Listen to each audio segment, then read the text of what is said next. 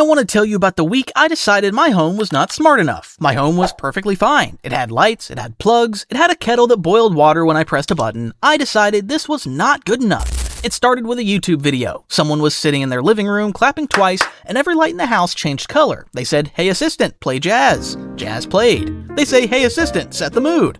I do not know what mood was set because I closed the video and immediately opened Amazon. I had a plan. The plan was spend under €100, make my home smart, impress nobody because I live alone, but feel good about it. I bought 4 things: a smart bulb, a smart plug, a smart speaker, and something called a smart sensor that I did not fully understand because the listing said it would transform my daily routine. I was ready. The smart bulb arrived first. The box said set up in 60 seconds. I want to be very clear that it did not take 60 seconds. It took 47 minutes. The app wanted me to create an account. I created an account. The app said my password was too simple. I made a more complex password. The app said my email was already registered. I do not remember registering. I reset my password. The app crashed. I sat on the floor. I started again. This time it worked. The bulb connected to the Wi-Fi. I pressed the button in the app that said turn on. The bulb turned on. I felt a level of pride that was completely disproportionate to what had just happened. I had turned on a light with my phone while standing next to the light switch.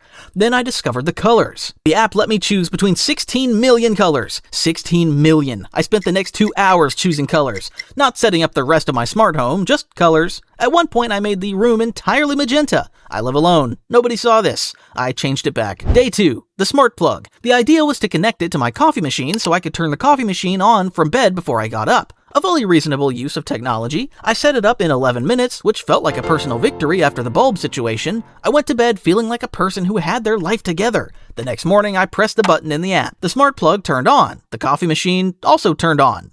But I had forgotten to put water in it. It made a sound I had never heard before, a very dry, very angry sound. I ran to the kitchen. The machine was fine. The coffee was not made. The dream of coffee from bed died that morning, and I've not attempted it since. Day 3, the smart speaker. This was the one I was most excited about. Voice control, hands-free, the future. I set it up on my kitchen counter and said very clearly and confidently, "Hey assistant, turn on the lights." It said, "Here's what I found on the internet about turning on lights." That's not what I asked for. I tried again. "Hey assistant, play some music." It played a song I had never heard, by an artist I did not know, in a genre I did not like. I said, "Hey assistant, stop." It said, "Stopping. Here's a fun fact about music." I did not want a fun fact about music. I wanted silence. We were not communicating well. By day 4, my relationship with the assistant had become tense.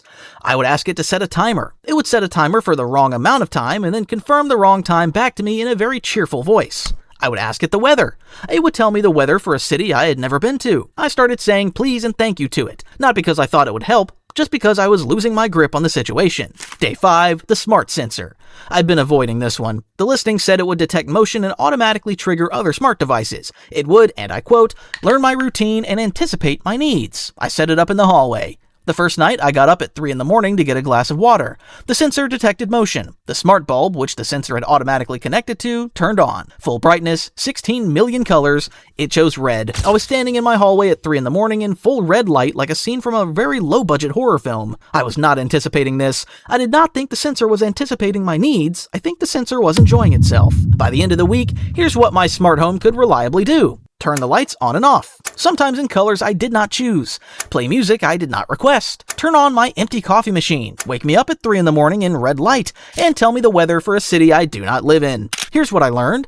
Smart home technology works beautifully in YouTube videos because those videos are filmed after the person has spent 3 weeks setting everything up, hiding all the cables, and practicing their voice commands until they work. The camera does not film the 47 minutes on the floor. The camera does not film the empty coffee machine. The camera does not film the 3 in the morning red hallway situation. It is worth it, honestly, some of it, yes. The smart bulb is genuinely nice for watching films. The smart plug is actually useful if you remember to fill the coffee machine. The speaker has become a kitchen timer that I argue with, and the sensor is unplugged. It is sitting in a drawer. I believe it's still learning my routine from in there. I'm choosing not to think about that. If you're thinking about setting up a smart home on a budget, I have one piece of advice. Start with the bulb. Just the bulb. Connect the bulb. Change the color to something that isn't red. And stop there for at least a week. Trust me on this. If this video saved you from a 3 in the morning red hallway situation, then my suffering had a purpose. Hit subscribe, because next week I'm testing the 5 most returned products on Amazon. Not the worst reviewed, the most returned. There is a difference, and it is more interesting than you think. See you there.